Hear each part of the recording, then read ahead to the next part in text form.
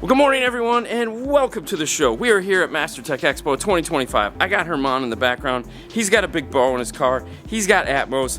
We're going to find out why all this is here at MasterTech Expo 2025. Let's head inside and say hi.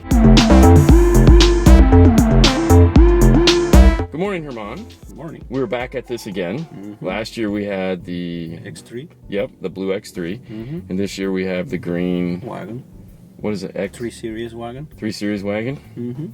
I'm not a BMW guy. Yeah, I was going to say Mercedes that you picked up on. You want me to say the chassis code so you feel more like a geek? I would love you to E91. This is an E91? Yes. I will try to remember that.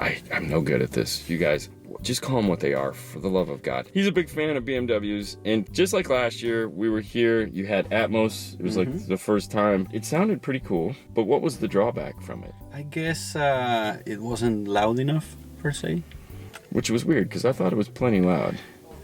This one is a lot louder. This one is substantially louder, and since we're talking about how loud it is, let's talk about what we did for power in this one. Okay, so we got 8 Mosconi Pro amps, 430 for the front mids and tweeters, 3 410s for all the rear speakers, surround and effects. I got a Pro 210 for the mid bass, 2 110s for 2 subs in the back, and there's actually 110 that I'm not using yet because I'm going to do a front footwell sub. Oh, okay. You gonna have a footwell or glove box? I'm going to do a footwell box. Okay, you got room for that? Of course. You got a Sawzall, you'll make it happen. You don't need that part of the exhaust. No, Yeah. we don't need that. Tons of power in here. Why do we have so much power? Why do we need all of that? It gives you that extra headroom when you want to crank the system up to 11. It's always nice to have that extra Up to 11. power. How many channels are active in this Atmos system? The Atmos system is 7.1.4, same as the X3. 7 channels on the floor, a subwoofer channel, and then 4 channels for height speakers. It's a total of 24 drivers and 18 channels of DSP. So let's kind of go over what we have for speakers and their locations.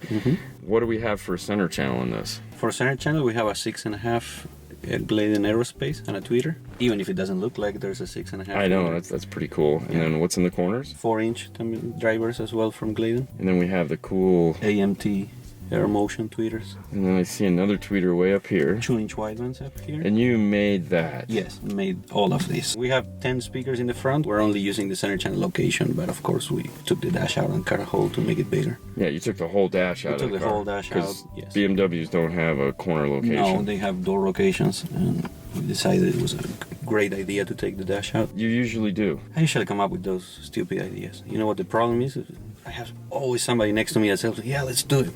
So Who was standing next to you? Because I don't think it was Junior. That was Gio at that time. I was going to say it wasn't Junior. No. Because Junior would have been like, I'm gone. What is in the kick? In the kick, we have the new Glidden Zeta 200s, 8-inch mid-bass, 150 watt RMS mid-bass there.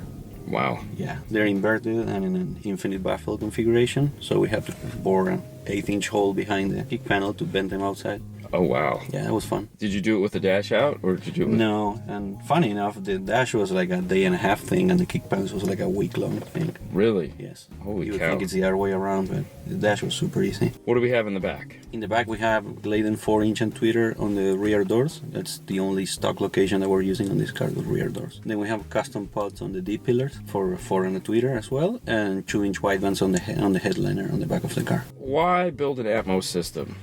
Why not?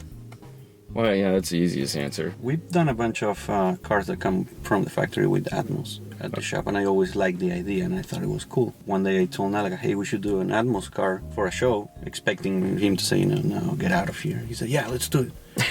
So here we are. See what happens sometimes when you ask? Yeah, I know. Yeah.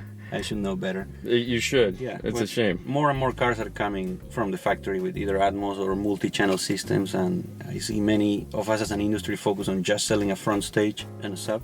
Yeah. Because that's what we've been doing all the time, telling the people that they don't need rear speakers, they don't need fill, they don't need anything. And this is kind of an idea for people to be aware that, not saying buy an old BMW wagon and do all this, that's stupid. But if you see a car coming in the bay that has 20, 30 speakers, I'm like, why don't do something like this? So what are you using for a source unit? For a source unit, I'm using an Apple TV. And that's just piped into the screen in the That's dash? just piped into the screen in the dash, just for control. Then we go to a modified version of a home audio Atmos receiver because there's nothing for car yet. So we gotta What the heck? modify. When are we gonna get one of those? That's what we're working on. And from there we go to 2 Aerospace 8 to 12 DSPs. You've been sitting in this car all week. It's got a cool ribbon on the top. So everyone here loved it. I have the scores. This car won by a landslide. The next car wasn't even close. And we have some very impressive cars here. Like some very impressive cars. What do you think it was that resonated with people with this car? I think if I look at it personally, like it's the first time I have a car that ticks all the boxes. You know, you want to play sound quality tracks at low volume, the car sounds great, image is phenomenal, it has a great tonality. But if you want to crank it loud, the car still performs. You know, it's a fun system. For those days that you want to turn volumes to stupid levels, that's just great. You play it on stereo, just a 2-channel and a sub, it images just fine. You play it on Atmos and it still images fine. So I think it's a car that ticks all the boxes. What were people saying when they were in the car listening to it? I always started with just a stereo demo so that they could compare what the speakers sound like on a similar configuration, because all the other cars here at the show are just running stereo or some sort of rear field. They're usually impressed. I think what's most impressive for people is the clarity of the system. Even at high volumes, the system stays super linear, even turning it super loud. Most compliments are for the kick panels, for the mid bass of the car, and the high frequencies for the tweeters. Yeah, I really like those tweeters. Yes, I really like those tweeters. They're very nice. I was at the bar last night and I was asking, hey, what car did you like? And they had said this one, and I had them explain to me why, and it was a lot of what you said. They were more impressed, obviously, with the Atmos sound, and comments I was getting was, it's amazing all this stuff going around your head, but it still stays grounded in the front of the car. And I was like, okay. Which was the opposite of what I said when I sat in the car. Depending on the track, you know, there are some songs that are really biased to the front, and that you're always going to have the main singer in the front, and you only hear like backup singers or something on the back. And there are tracks that are completely stupid. The singer doesn't stay still once. Yeah, they walk her around the room. Yes. And I think Atmos right now, we're in the early stages of it. Yeah. You know, engineers like to play around, move stuff, figure out what's cool. Yes. Yeah, but this car gives us the ability to kind of see what the future will be. Yes. You know, there are more and more cars that are adopting Atmos from the factory too. So. Well, because it's so easy to get it now. When you subscribe to Apple Music, and you can download all your Atmos material. And it's cool that the guys that were here at the show, if they see a car with Atmos coming through the bay, you know, they don't have to. They know that they shouldn't sell only a front stage update. Right. If they want to have this experience. They should power everything. They should repower everything, yes. But now we're going to do a demo and understand that if you're wearing headphones, it might sound cool. We are using a stereo mic so that you guys can kind of get some of the feel for this. We'll see how it does. Hopefully you like it. Let's take a listen. All it takes is one flight. We'd be in the same time zone. Well, that one was neat because that one, it started like a scratchy firework in the back, and it went over the top of the car and like boom, landed in the dash. I mean, I think that was a really good example of Atmos. Yeah, it is. That was pretty cool. To me, that song is an example of an engineer just went a little off the rails. Yes.